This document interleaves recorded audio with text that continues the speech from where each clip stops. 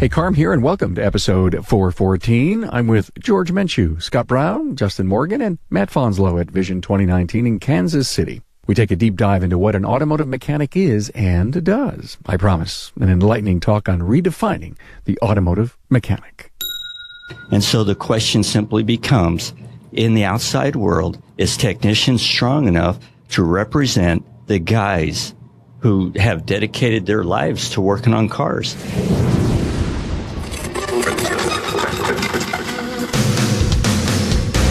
Welcome, aftermarketers, to Remarkable Results Radio.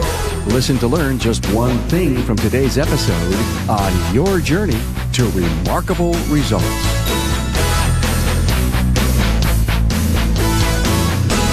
Hey, Carm Capriato here. What's a mechanic? You know, Webster's dictionary would say a person who repairs and maintains a machine or machinery. Now, does it properly represent the automotive industry as a whole?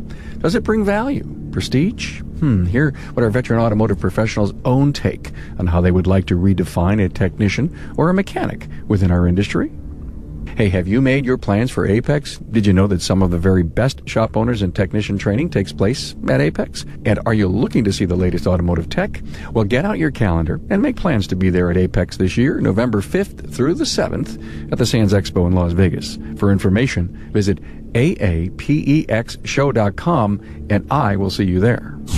Hey, do you know how glad I am to have you in the podcast ecosystem where we talk the business of the automotive aftermarket and more? Hey, I'm so glad to have had my studio again this year at Vision KC 2019, sponsored by the Midwest Auto Care Alliance. Thanks to Sherry Hamilton and President Jerry Holcomb from Milwaukee. This is the first of many interviews we captured at Vision KC. Always feel free to reach out and provide me your ideas for the podcast. And I really care what you want to hear and the topics you want discussed. Keep connected with me, Carm, at remarkableresults.biz. And now with me is a very prestigious group of your industry peers. George Menchu is here from AES Wave. He's also an industry instructor. Scott Brown from Diag.net and shop owner of Connie & Dick's in Claremont, California. Matt Fanslow, diagnostician and shop manager at Riverside Automotive in Red Wing, Minnesota. And Justin Morgan, tech support specialist for LMV Bavarian and tech ambassador for AES Wave. Find the links to my guests' previous episodes and the talking points at remarkableresults.biz/E414. As we discuss bringing a new definition to the automotive mechanic, we're not trying to build a pecking order, but to define the outcome of the investment in training and knowledge of technology necessary to work on today's vehicles.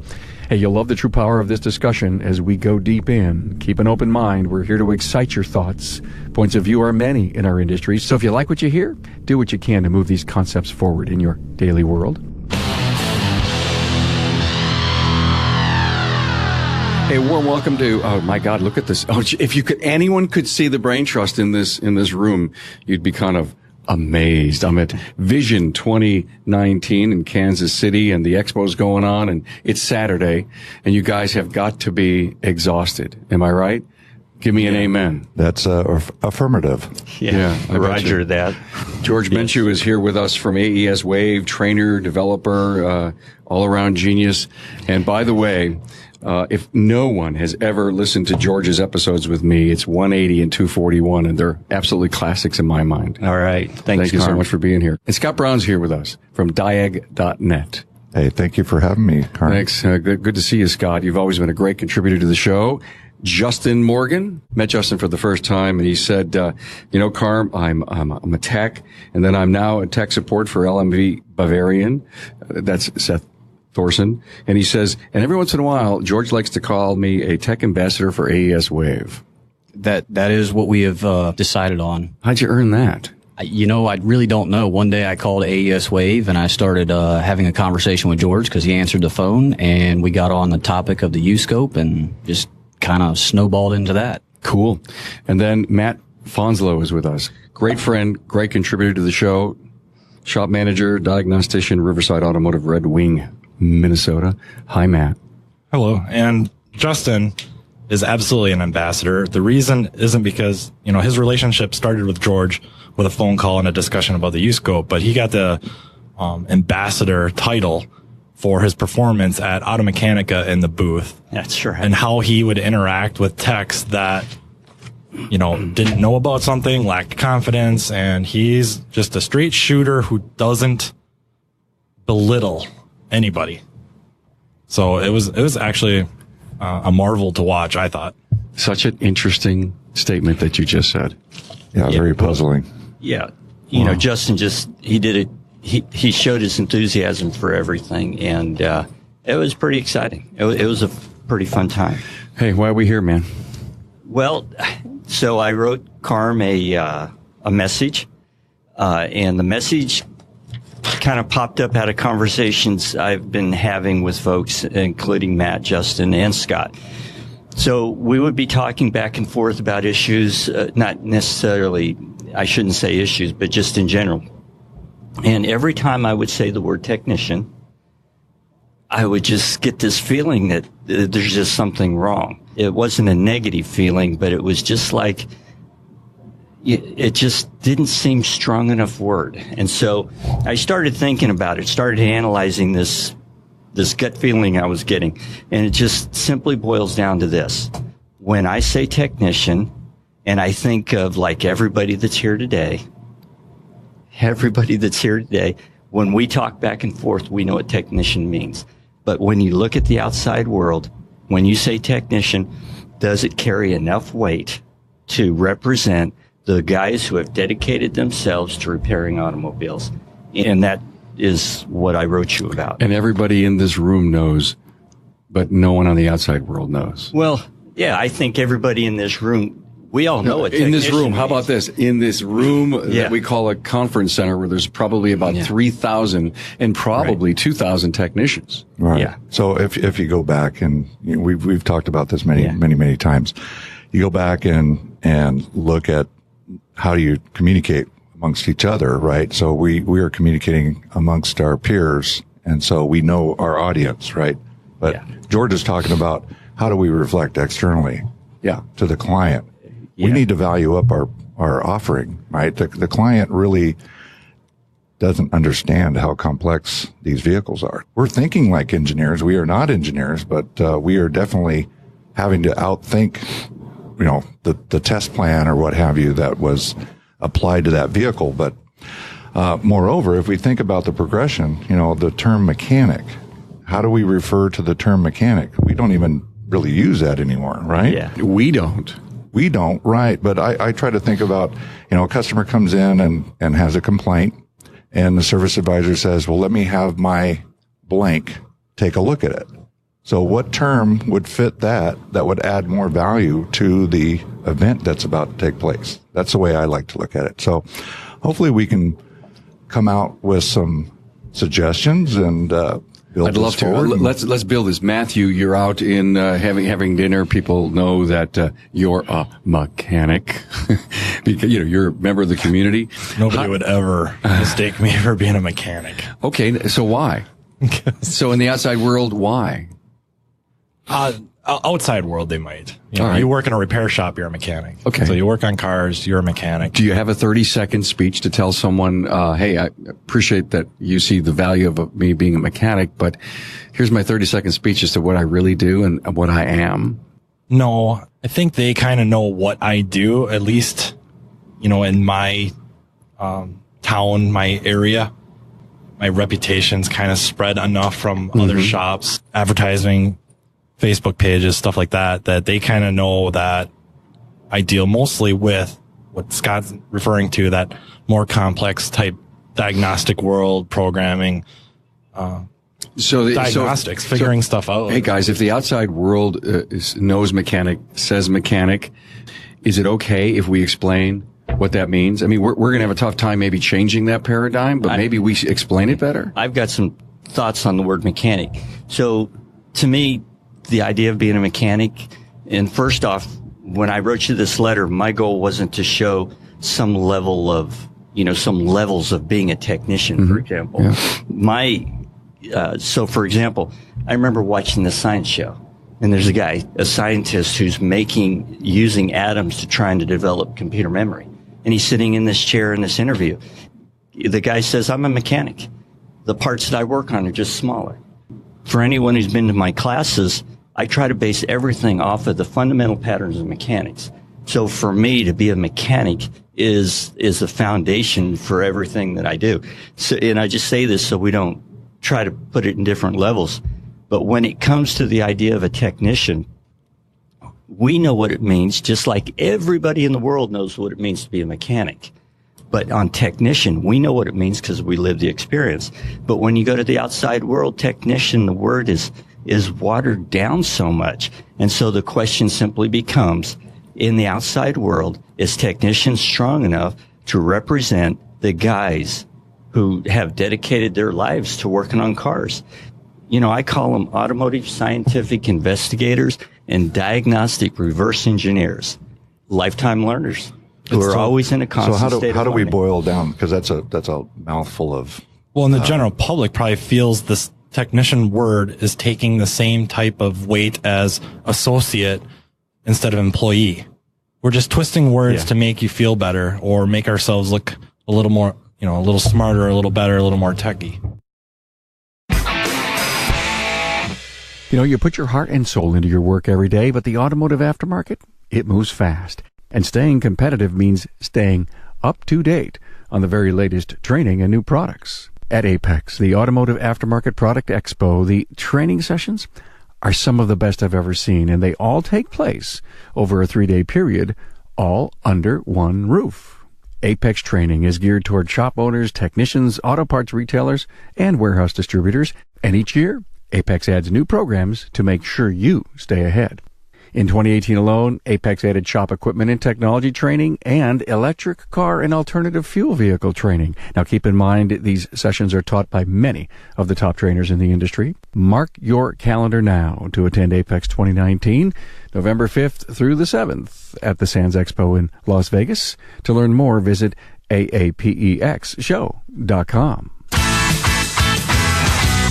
So I've got something to interject here. So I want to go back. So George and Matt and I were recently working on a project, and That's right. and I pushed something out on social media, and tagged Matt's name in there, and there's a client of Matt's at Riverside Automotive that came in and said, this is quote, "If you need an expert to work on your car, domestic or foreign, Matt Fanslow is your guy at Riverside Automotive," end quote. So what did he use? He said expert. That's a good one. That's pretty remarkable. Mm-hmm. I don't know who this guy is. You probably know who he is. It's Jason, or Jameson. He's on my payroll. He's on your payroll. Oh, is that right? Is that true, or is that just a joke? That is a joke. Yeah. Okay. Yeah. So it's kind of, that's honorable for him to refer to him as an expert, right? So I think I've seen the term, and I think this has probably been brought forward by, corporate marketing, car care expert. I agree with George. We definitely need to have a higher level representation for what it is that we do. Especially as we're marketing ourselves externally to the general public. And frankly, and I say this all the time, we're shop A, that's shop B. From the consumer's perspective, you're a repair facility that has equal abilities. I would challenge anybody to say that the consumer does not assume that everybody has some level of, or everybody's a certified person that's authorized to work on a car. And that we all know internally that is so far from the truth. And it's pretty frustrating, especially when you start looking at the layers of safety driven components being applied to the automobile. And, we definitely need to clean up our act. So thanks. I really enjoy this conversation. So to kind of touch on what these guys are talking about, this is kind of a sensitive subject across the industry of, does it really matter what I call myself, mechanic or technician? Because guys look at it as we're trying to build a pecking order within the industry. That's not really my take on it. It's kind of what these guys are talking about is we need to change that public perception. We need to sell ourselves and our service for what it is. Whether we call ourselves mechanics or technicians or sanitation engineers, whatever it is it's not for us to have a job title so that I can make myself feel better than Matt, or I can make myself feel better than Scott or George. It's not that internal conflict that we're trying to create. We're trying to change the public perception of There are things that are mechanical, there are things that are electrical, there are things that are hydraulic, and we have guys that are approaching each of those differently. The skill sets are different. Scott just touched on that there is a varying range of experience and expertise in the industry, and we need to kind of allow the public to understand that. That's the reason that the cars are more complicated, the cost of repair is more expensive because of the steps that are involved, the risk and responsibility that we're taking in the industry. That's what we're after when we start looking and kicking around this name change. It's not, oh, I'm going to be better than you because I'm not a mechanic, I'm a technician, or I'm a diagnostic expert. It is solely for that public perception that they get a better idea of what it is we do on a daily basis. Agreed. That's pretty profound. But it does boil down to, where's the revenue coming from, right? We have to be compensated for what we do. If the consumer has no value proposition, it's very frustrating when you think about it, but I think we definitely need to boil it down. I remember seeing just recently a conversation where there was an argument about the term industry versus a trade.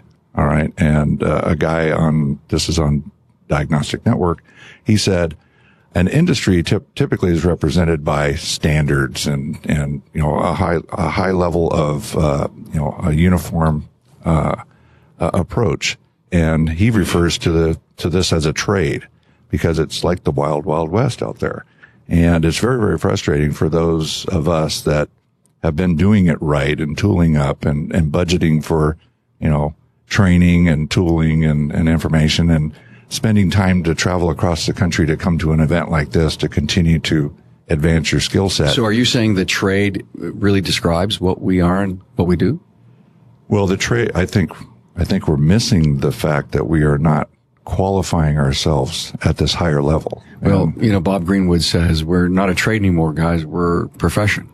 Bob is a great guy. I would argue against that. We are not there yet. We still have this unknown out there. I mean, the consumer, again, is the main component here, right?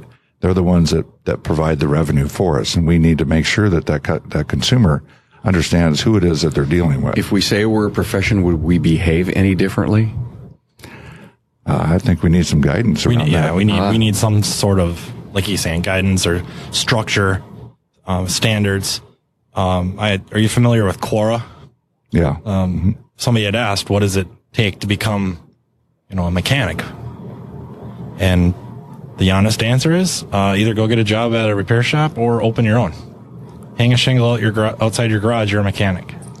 There's nothing to say otherwise that you're not. I can't cut somebody's hair without some sort of a license. I just had a visual. By the way, me too. But what if the question said, what does it take to become an automotive expert?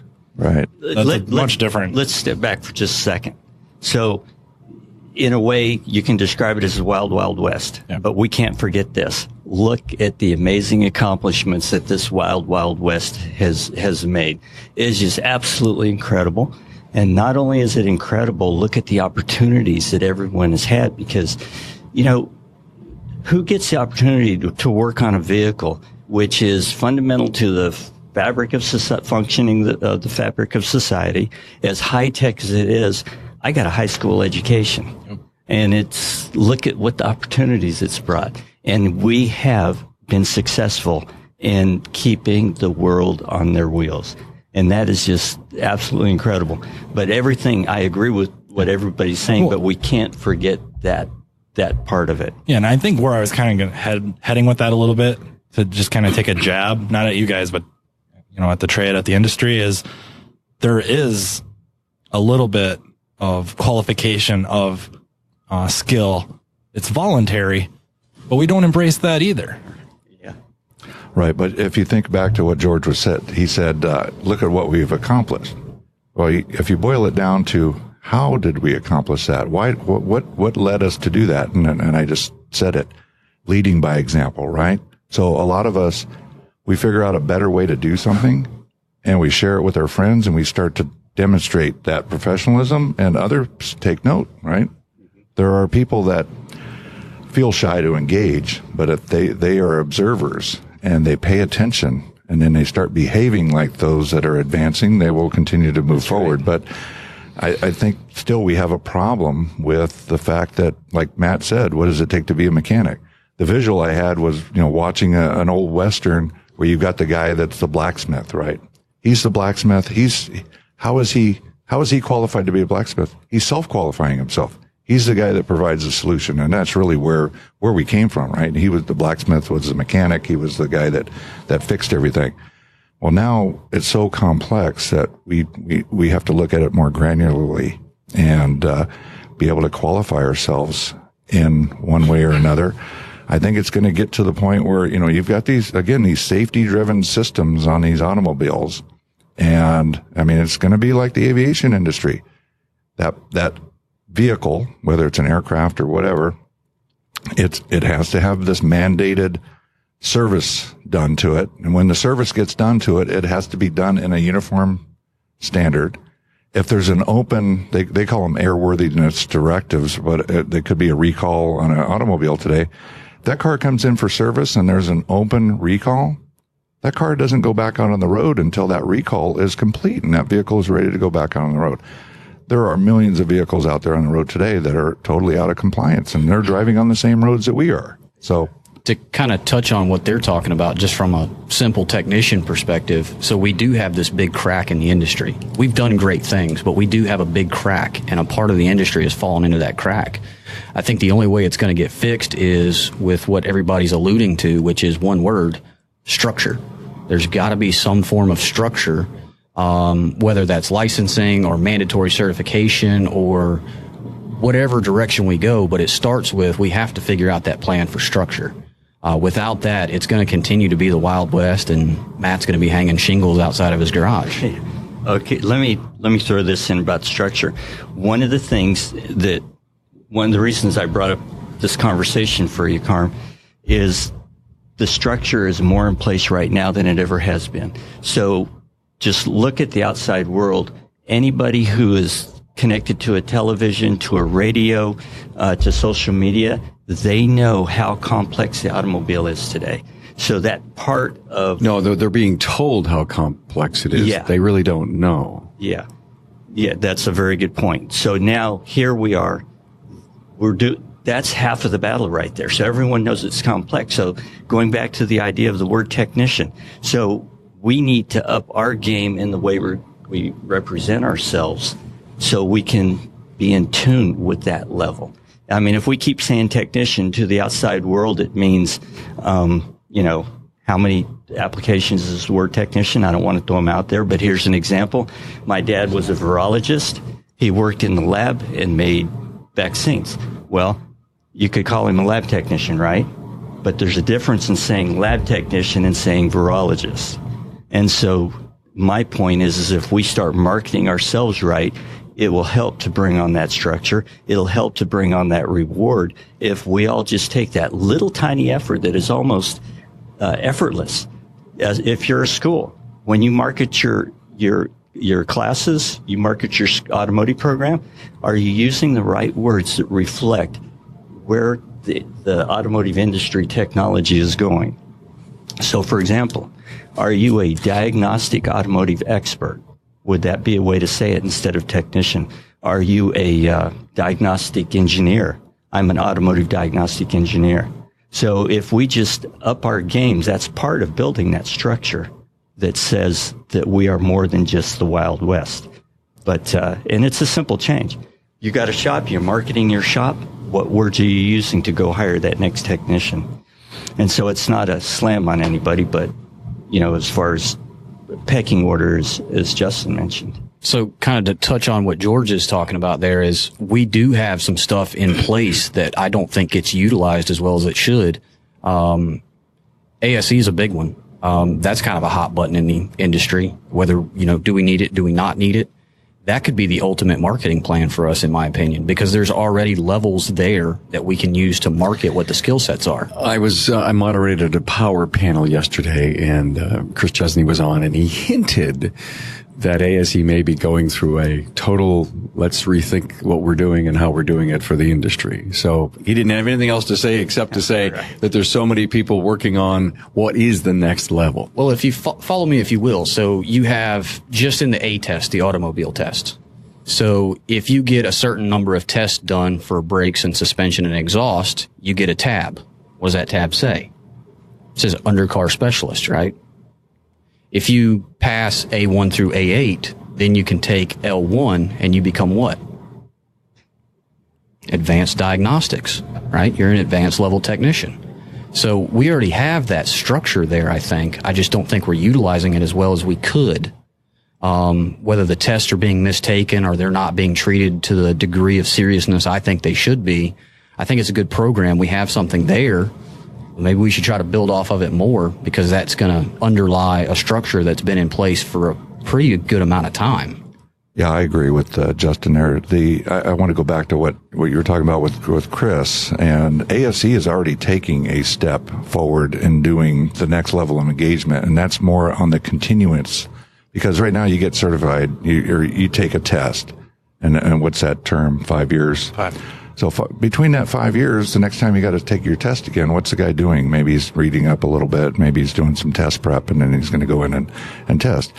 And typically what I tell people is that if you know how to do your job, this test should be a minimum, just a bare minimum. So I think really we need to empower ourselves to look at establishing our own personal minimums and say, okay, yeah, I want the ASE certs, but I don't stop there. That when I get that cert, I'm not done. But what ASE just recently announced, they announced this, you buy a subscription, an annual subscription, and you take these periodic test challenges, and you're doing that on a mobile device or what have you. And that's helping you to continually build your knowledge set, right? You're challenging yourself with some stuff that you may not normally see. Yeah. And you're going, holy crap, I didn't know about that. Is that going to get to eliminate a recertification then if you continue to? Right. So one of the goals, one of the things that they're going after is trying to get those that have dropped their, they haven't been renewing. Mm-hmm. Well, they can actually sign into this thing and actually recertify up to, I think it's just the basic level, A1 through A8. Yep. And they can become current again. So, hey, that's a great way to engage. It's not intrusive. There's been a lot of controversy over, now I have to go to this test center, this test center is far away, or what have you. They're adapting to the modern world today. And, I know there's always a worry about somebody cheating or what have you, but really, if you're a professional, I think they got that figured out, Scott. Yeah. I heard a little bit about this at Apex last year, so I've not stayed in touch with it, but it's out, huh? Mm-hmm. Well, there's no real cheating because they're kind of urging you to go look up the information. So it says there's a question available. You say, okay, I'm ready for it, and then it asks you if you're sure. Then you say yes, and it gives you the question, and you have a period of time to answer the question, giving you enough time to either look it up. Answer because you know. Yep.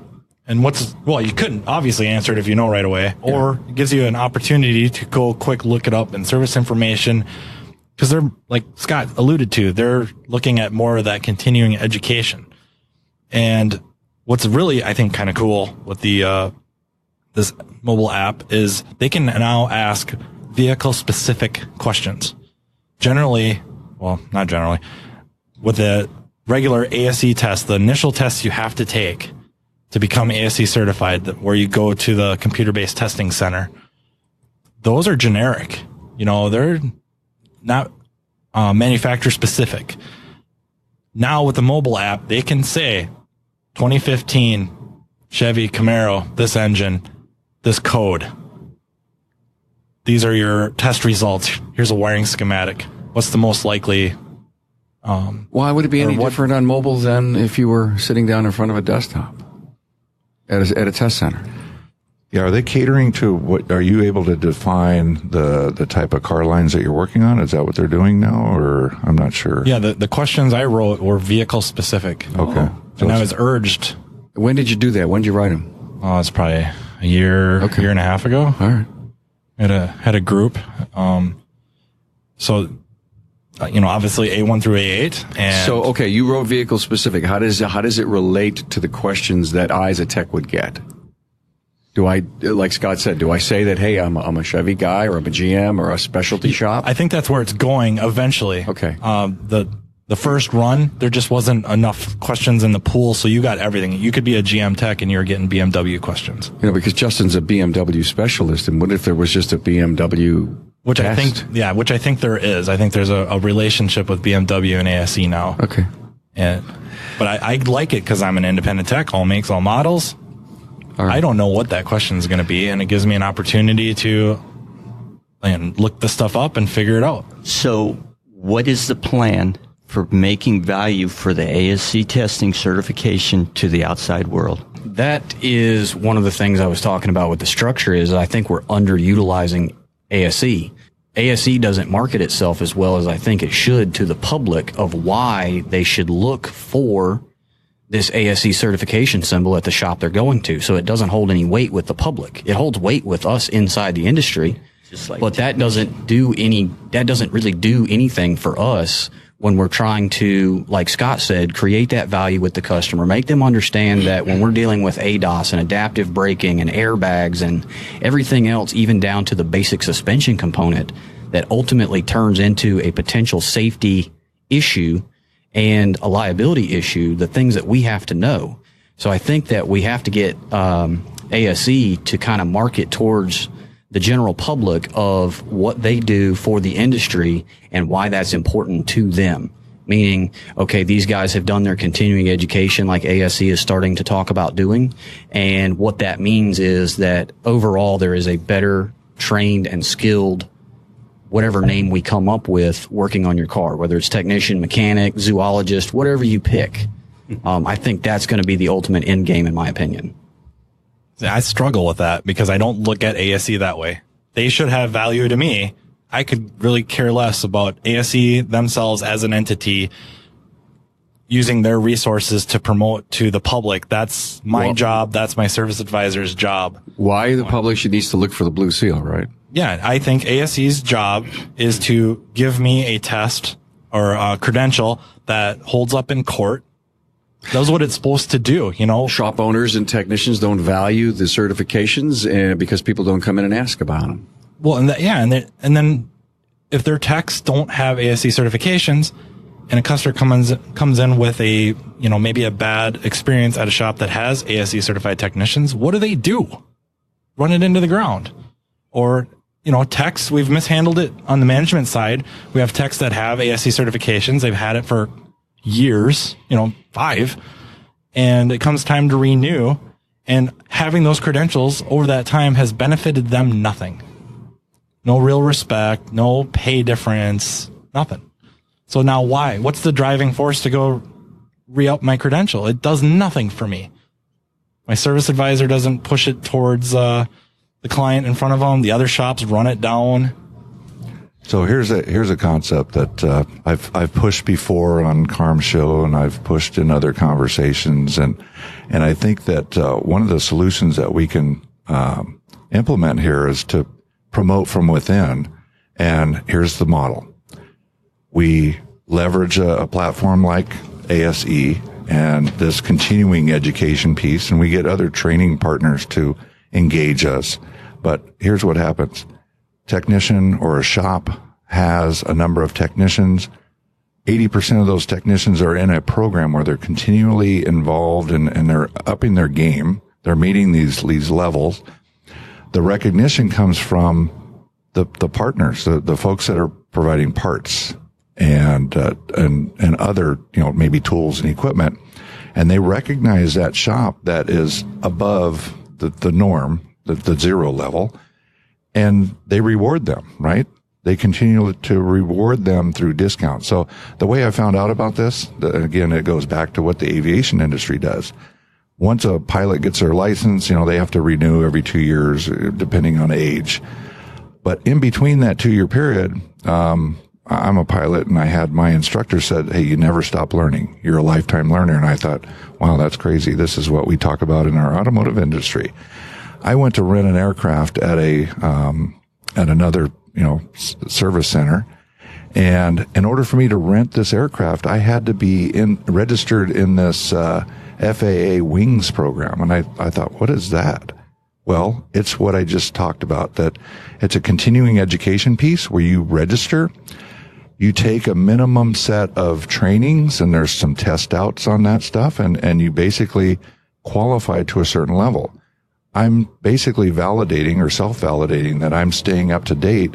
And now this company that rents aircraft and is probably tied to their insurance, they get a better cut because they're only renting to people that are qualified above. So going back to the insurance, every shop out there has to have a garage keeper liability policy. If they're dealing with a shop that has 80% of their techs that are at this minimal level or above minimums, they're continually engaging and they're educated, are they less of a risk than the shop that doesn't have any skin in the game, so to speak? I would say yes. Give them the discount, right? But then you market that discount. You have the other shops that are going, well, how do I get that discount? And you show them how they can do it. They can help themselves get to that solution. Yeah, you hit something that's really almost like a sore spot with me. I have never understood why parts manufacturers or distributors don't offer a benefit to an ASE certified shop or a shop with ASE certified technicians versus a walk-in customer versus a shop that does not have ASE certifications, whether it's a price discount or a change in warranty. You're a walk-in customer, you get a 10-day warranty or 15-day warranty. You're a shop that doesn't have any ASE credentials, 1 year. You're a shop with ASE credentials, a Blue Seal shop, 3-year lifetime, better labor, maybe a higher rate of labor rate or payout on labor for any kind of warranty claims. I can't get my head wrapped around that. Yeah, I totally agree. And I've seen some of the return parts, no problem found stuff. If you look at that cost center for a manufacturer, by the way, huge, in the industry, right? It's billions. Yeah. Okay. And I remember interviewing Bobby Bassett from Gates, and he actually brought the stats to the show of all the belts. I remember that. That was great. It was a great episode. And I love it. And have some background in the distribution business, and someone says, well, discount. I said, you're killing me. My point was Matt brought up a great alternative. Give me a better warranty. Trust me on my labor, because I think your investment in additional warranty, which is good for the facing of the customer, good for a higher labor rate that you're going to give me instead of splitting it with me in half, is good. Why? Because you're going to get less. And you know what? For that reason, not discount, I think the industry will get so far behind this ASE marriage. Mm-hmm. You know what? Maybe now's a good time, because if they're revamping the testing to give it more credibility within the industry, then that can follow along. So what I've just noticed is, listening to all three of these guys talk, that's where we're getting into that gray area where we want definitions. They keep saying industry, but they're including parts. They're including ASE. So as an industry for automotive repair, it's not just the guys that own shops or work in shops. The industry, in my opinion, is everything that relates to automotive repair. It is the guy providing garage keepers insurance. It's the guy that owns the shop. It's the guy selling the parts. It's the guy doing the marketing. That's the industry. The trade inside of that industry is the technician, mechanic, zoologist, whatever name we come up with. So that, in my opinion, is where the differentiation comes between, like we were talking about earlier, with, are we an industry, are we a trade? Well, we are an industry, but it's not just those of us on the ground with wrenches and tools in our hands. The industry is our parts suppliers, our insurance, our ASE. All of that is the industry. The trade within inside of that is those that are fixing the cars, I think. Yeah, and I want to expound a little bit too. I agree with Scott tremendously. ASE's got to step up their game. I think where they really need to step that up is kind of with different levels. So we have the written test, we have the mobile app. Now we need, I think, to follow suit a little bit with the aviation industry. And Scott can explain the aviation testing and credentialing far, far better than I, but I think we need to kind of take a page from that. It'll raise the cost for such a credential, but if we can add value to it, and there's a big upside. I can't see how a manufacturer wouldn't want to play in that sandbox. I agree. I mean, it's we're in challenging times, right? So we are exciting times. Well, they're definitely exciting, and really, this kind of dialogue needs to be had over and over again. And it goes back to what we were talking about earlier. Are the words about us feeling good about who we are and what we do, or will the words really create a paradigm shift? Absolutely. There is no better time than right now to implement all these changes. The outside world has a pretty good idea of where automobiles are going. That's just fact. So that's no longer the challenge of getting them to understand. Remember when we were all making that analogy to the Apollo space rockets, to how many computers are on there? We don't have to tell them that anymore. They know. Hey, the car's becoming Terminator on wheels. Artificial intelligence. I took a ride in Scott's Tesla, and don't ever mess with a Tesla and get it pissed off at you, right, Scott? Right. Yeah, it has this mode, and so I was taking Matt for a little cruise, and we're of course in Southern California on extremely dense traffic freeway. So we're cruising along, and we put it into this new mode. It's called autopilot. Okay. And so we're like in the number 3 lane, and a car is getting ready to merge in, and it sees a hole, and it sped up, and it did the California, they call it the FU mode, I guess they would call it. And the car actually sped up and closed the gap so that car could not get in. And I told Matt, I was pointing at the car, I go, it's not me, it's the car. Gesturing to the driver. I'm going to assume that's probably a learned adaptation from the driver. Probably. Oh man, you just nailed me, didn't you? Yeah. Hey, I'm just calling it like I see it. And that Tesla takes off like a rocket. That's AI right there. Yes. It's quick, and you could tell when Scott was piloting versus the autopilot. Autopilot, it is dead center in the lane. Doesn't matter what's next to it. Semi is weaving. It is dead center. Scott would adjust based off of what the other vehicles are doing. Mm-hmm.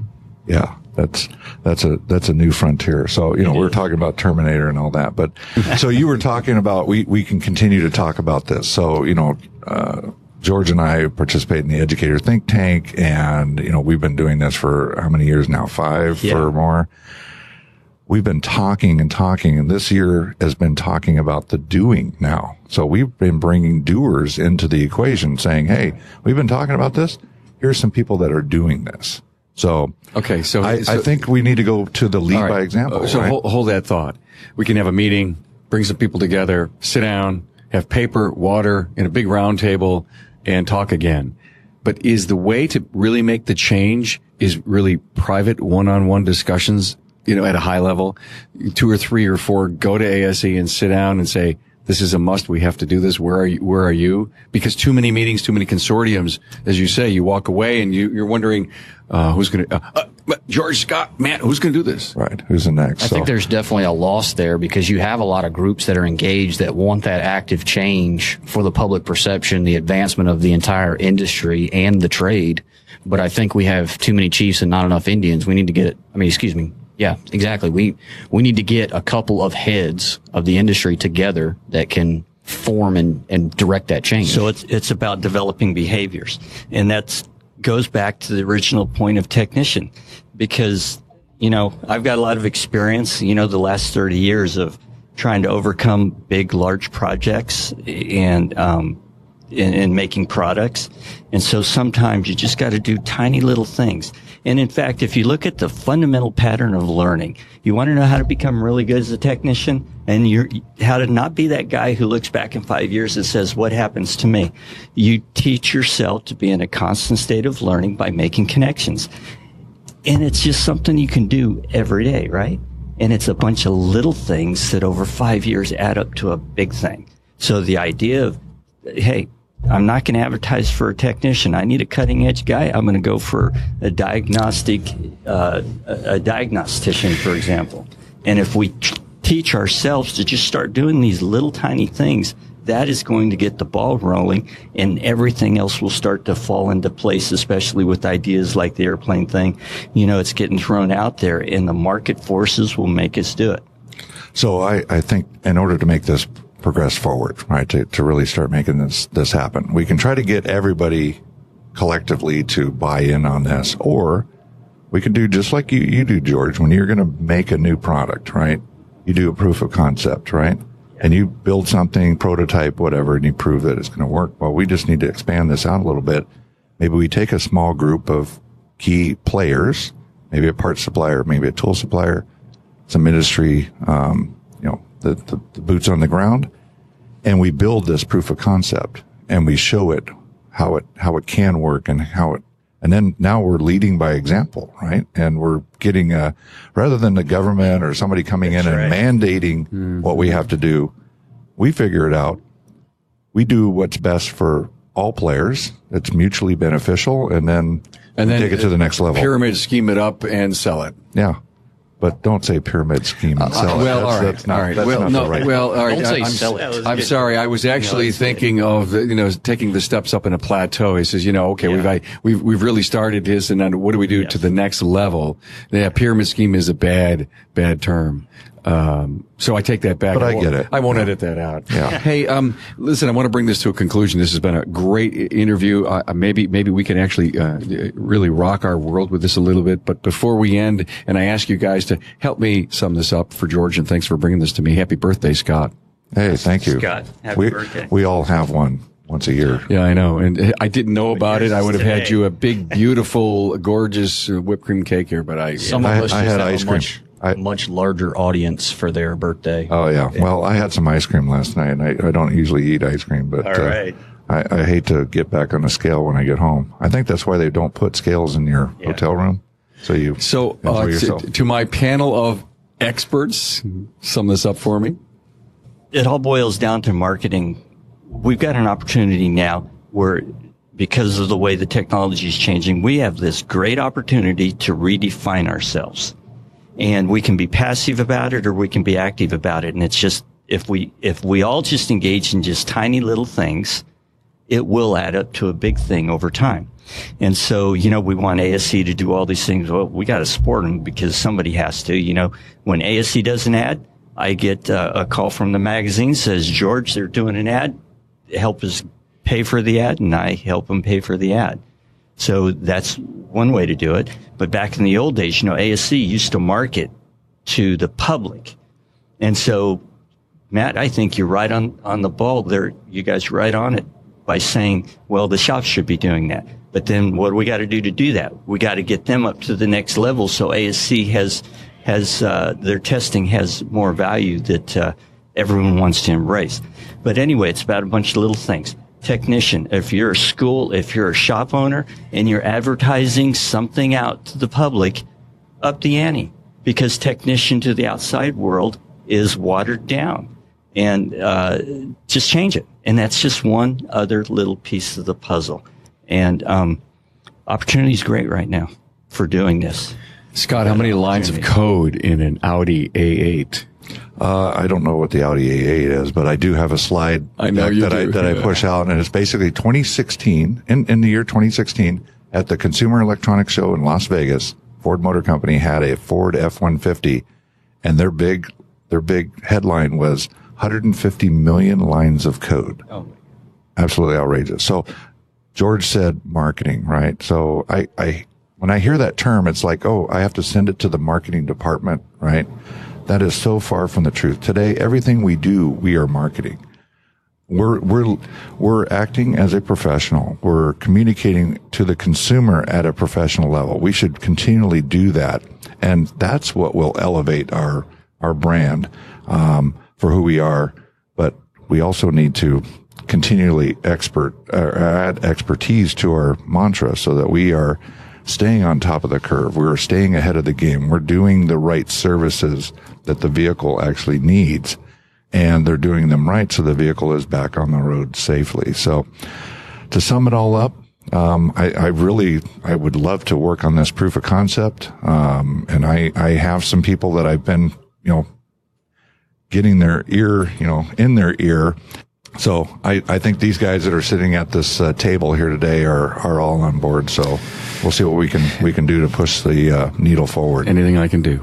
I think we've hit on it. There, we have several things we need to do. I think it's time for us to start pushing from those discussions that we've had over the last how many ever years to start enacting some of those actions, even if it's the small puzzle pieces like George is talking about. You know, whether it's we start talking about the way we present ourselves. You know, Scott mentioned everything we do now in this era that we live in is some form of marketing. Every time you get on social media, every time you send an email, every time you call a customer, anytime you do anything that involves more than one person is technically marketing in this very era now.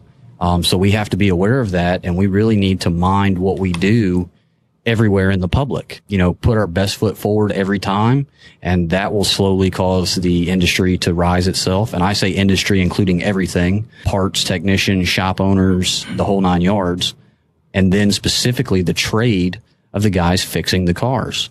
You know, the training, the shops being clean. You don't have to have a brand new shop, big shop, but all of that plays into marketing. The way your shop looks, the way your front counter staff presents themselves, the way they explain things. Do they add value to what your technician is doing in the back? That kind of stuff. That's all marketing in this day and era. Yeah, I want to just step in and mention something. I talked to Bill Haas yesterday. You know, he's walking through the halls, and I met a couple, or a lady down in Australia last year. And she is one that works with businesses to help them market themselves and manage their business, you know, similar to what Bill Haas does. She is here. She asked me, how do I get to the States? How do I, you know, up my game? And I said, you got to come to Vision. So I've been working with her over the last few months, and she's now here. She came up to me the other day and she said, you know, I sat in Bill Haas's class, and he said he was referring to the customer as not a customer, but a guest. And she said, wow, that is pretty profound. So I told Bill about this last night, and he says, wow, okay, that's pretty nice. That, I really like that. He says, but one thing, why do we call it a shop? So Justin was just referring it to a shop. We are a store, or and a store is kind of a bland name. We're a service center, right? Mm-hmm.